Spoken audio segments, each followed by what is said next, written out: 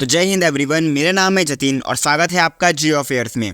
देखो, चाइना को अब एक और बहुत बड़ा झटका लगा है। हाल ही में फिलीपींस ने चाइना के बेल्ट एंड रोड इनिशिएटिव से एग्जिट कर लिया है।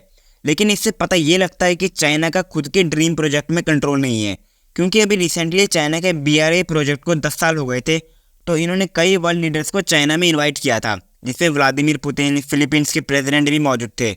अब देखो, ऐसा क्या हुआ कि इन्होंने BRI प्रोजेक्ट के इस इवेंट में पार्ट तो लिया, लेकिन कुछ टाइम बाद इससे एग्जिट कर लिया। देखो, इसके कई रीज़न हो सकते हैं। पहला तो रीज़न है साउथ चाइना सी के डिस्प्यूट। मैं आपको एक एग्जांपल देता हूँ। जो चाइना के फिशर्स होते हैं, ये कभी कभी साउथ चाइना सी के डिस्प्यूट एरिया में फिशिंग करने आ जाते हैं। अब देखो, फिलीपींस का मानना है कि इनको डिस्प्यूट एरिया में फिशिंग करना नहीं चाहिए, तो फिलीपींस की कोस्ट गार्ड इसका विरोध करते हैं। लेकिन फिर इनको डिफेंड करने के लिए चाइना की कोस्ट गार्ड आती है। तो देखो, इससे धीरे धीरे चाइना क्या करता है कि सी के कई एरियाज़ को कब्जाने की कोशिश करता है। और अभी रिसेंटली चाइना ने सी में कई सारे फ्लोटिंग बैरियर्स लगा दिए थे। आप इस फोटो में देख सकते हो, इस तरह के floating barriers China South China Sea में लगा देता था, जिससे चाइना ये क्लेम करता था कि ये हमारा फिशिंग एरिया है। और इसके कुछ टाइम बाद इस एरिया में चाइना की कोस्ट गार्ड पेट्रोलिंग भी करती थी, जिससे कि ये दिखा सके कि ये एरिया चाइना को बिलोंग करता है। लेकिन हाल ही में क्या हुआ, फिलीपींस के कोस्ट गार्ड ने इन बैरियर्स को तोड़ दिया, क्योंकि फिलीपींस का मानना ये है कि जिस एरिया में आप पेट्रोलिंग कर रहे हो या फिशिंग कर रहे हो, ये एरिया तो डिस्प्यूट एरिया है। और इससे चाइना और फिलीपींस के बीच टेंशन और ज़्यादा बढ़ गई थी। और देखो, फिलीपींस ने वैसे ही BRI प्रोजेक्ट से एग्जिट करने का पहले ही संकेत दे दिए थे, क्योंकि फिलीपींस को अपने टेरिटरी के पास 3 रेलवे प्रोजेक्ट्स को बनाना था BRI प्रोजेक्ट के अंदर, जिसके लिए फिलीपींस चाइना को फंड देता था।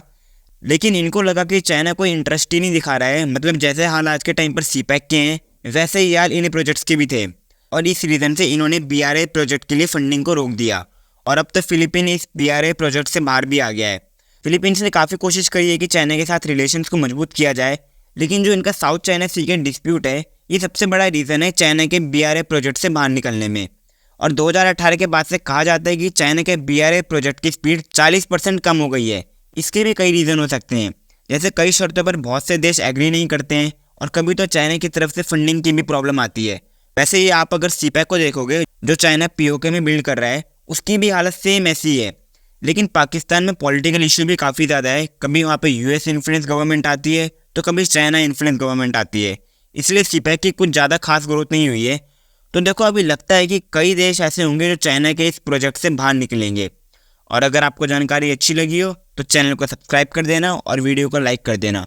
तब तक के लिए जय हिंद, जय भारत।